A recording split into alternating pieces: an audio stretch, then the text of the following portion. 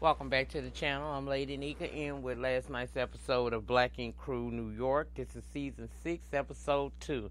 And we opened this episode up with 113th reopening. It's finally, the renovations have been done.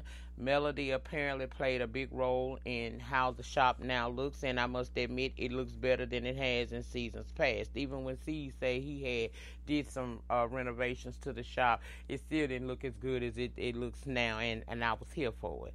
Now, Seeds and Sky come in because they had been calling Seeds for weeks, and Teddy and Kitty flew down there trying to tell him that he needed to come up and check on his shops up in New York. But he said he knew that they could do what they needed to do. It just, required them having the wherewithal to go ahead and do the job. And he's pleased with how the shop looked.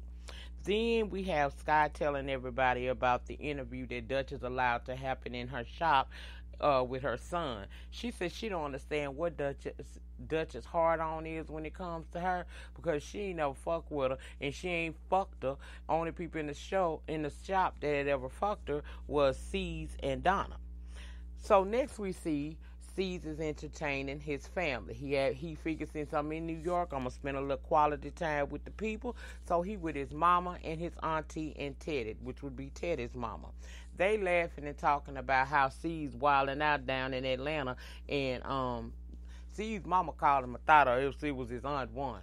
I hollered, child. That was funny. A thought. They didn't think the old people know, but child, old people be aware. We just don't say that stuff sometimes, but we know we know what's going on. So Teddy said he gonna take him down there to see him, to get him checked out because he want to make sure he STD free.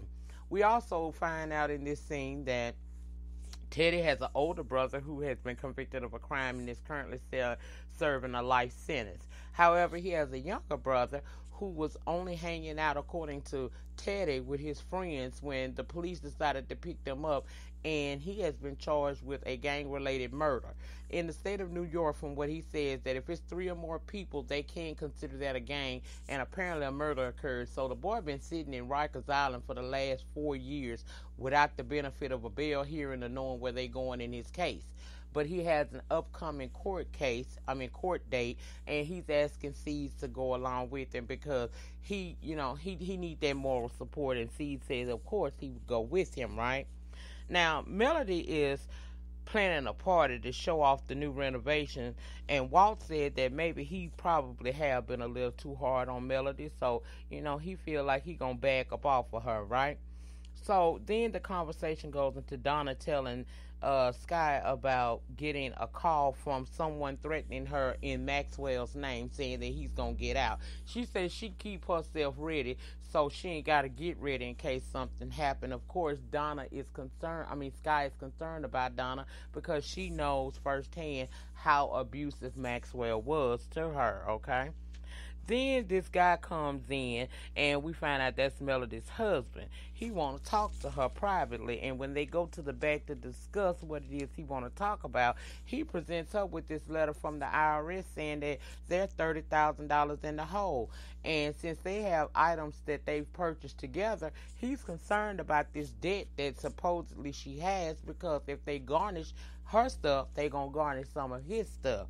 She's saying that there's no way. She always kept up with the numbers. Everything is good. This is a mistake on the part of the IRS. He's telling her you need to handle that. But he was getting a bit loud. And I felt like that was unnecessary for him to get so loud with her in that moment, because why you getting loud and causing her embarrassment? Plus, she already trying to garner the respect of the people of the shop, and with him coming in saying what he was saying, that could make them have even more reason not to really see her as the manager and respect her if that's important to her, okay? I said, child, y'all business ain't everybody's business.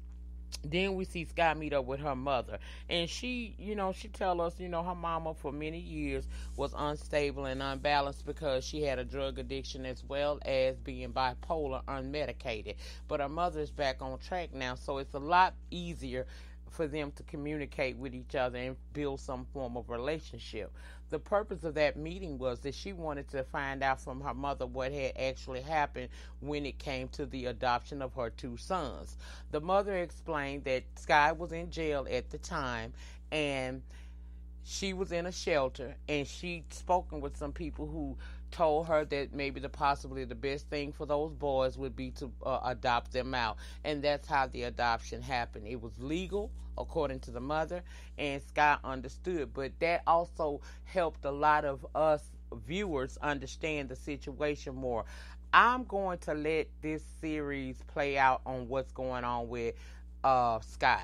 I know a lot of people want to be down on Sky and say she's lied about a lot of things, but I'm a person that sometimes have to put myself in your position to try to understand where you coming from. And Sky had a hard life growing up, and she wound up getting pregnant with not 1 but 2 children back to back. And at a young age, when you don't have an adult figure in your family or in your life that's able to guide you, that can be hard. Plus, she ended up getting in the streets, getting in trouble, in and out of jail herself. So the kids were given to a family who was able to better take care of them. However, now that Sky has gotten on her feet, she wants to be a part of her children's lives, and she's somewhat nervous about it, but she feels like now is the time to try to reach out to her children. And I said, okay. Now, Teddy, after seeing how C's wild out in Atlanta, took him to a doctor's office, and we learned that C's did not know that you can still get an STD by oral sex. He was very happy to boast that he gets his, that he has a lot of sex, but he's always using a condom. But when he gets fellatio, he don't have a condom on, and the doctor had to hurry up and let him know you still can contract a STD by mouth. So now he looking crazy, and I don't understand how a 40-plus-year-old man didn't know that, but okay, we gonna roll with that. So he gonna be tested to make sure that he's okay. Melody realized that she did mess up all of them damn numbers, and that she does in fact owe the IRS. So one of the ways she figured she would combat that is to get her a new artist into the shop and bring in more money. And we meet Alexander, also known as Vagina Slayer. Now, when he came in and said who he was, you of course sees is there as well. Melody felt some kind of way about him saying that he was called Vagina Slayer, and she questioned him on it, and all he basically did is say, I can show you better than I can tell you. She got ready to put him up out of there when C said, nah, let's see what he working with. You the one didn't do the background work necessary and you hired him, so now let's see what he gonna do. So he has this client that comes in, and it looked like everything was about to go good, child. It looked like everything was about to go good, but the boy tattoo gun didn't work. So he got to reschedule that appointment with that client and explain to C's and beg his pardon to keep his job that his equipment didn't work. He went so far as to say, tried to use the black card on C's. C's thought that was rather funny, but it worked because he still kept his job. He told him, look, I'm going to give you another chance, but if this tattoo gun and all your equipment is not working when you return, then I'm not going to be able to help you. You're going to have to find you somewhere else to go. Okay.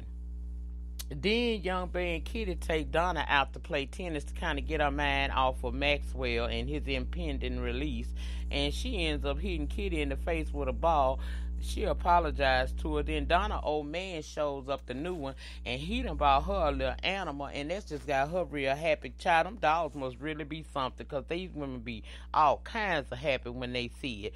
And I said, okay then, that's nice. She said he treat her very well, and she seems happy. So I'm not gonna knock that. Now it's court time for Teddy's brother. They go to court only to be told that it's been put off for another 30 days. That upsets Teddy because he can see that the changes in his brother since he been in that jail, and he feeling some kind of way about that shit. He really is. And child, I said, that's sad. Now we partying down over to the 113th, and Melody says she needs it after the week that she had. Now everybody goes to the back per C's request to watch him basically rub blackout Duchess's name that was spray painted on the wall. He said he had to get rid of the last of the bullshit and move on with his happy life and live his happy best life. Now at the party, Walt is running around there. He done got drunk and he trying to holler at everybody. And he find this one particular girl that seems like she's somewhat interested in him. However, it seemed like she only interested in him because she thinks she can get her a job, because she immediately asked him about if they was hiring. He said he ain't in a position to do no hiring, but tell her they need a receptionist. So we gonna see how this shit gonna play out next week. Now, we get a visit from Maxwell's sister, Maxie. Apparently Donna had been called. Well, Donna called her because they used to be cool, and she was asking about if Max was really getting out of jail. Instead of the girl just giving her the tea, the girl turns around and get ignorant with her and tell her she gonna get at her about how she making her brother look like we ain't got eyes, and didn't see how this boy was treating Donna the whole time he was on this show with her.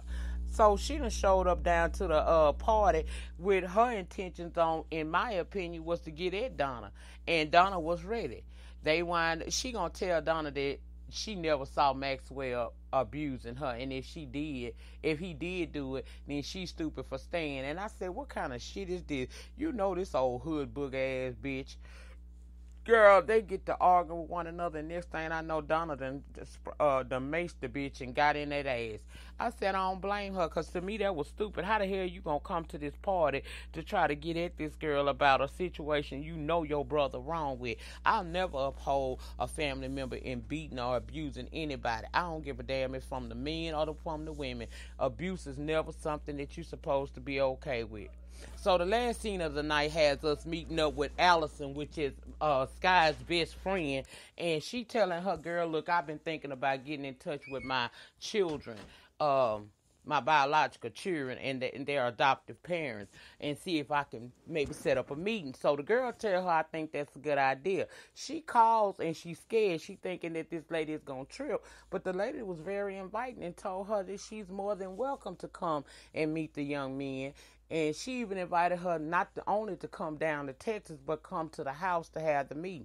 So Sky is very excited about this, and we see that she is going to actually go and finally meet up with her sons.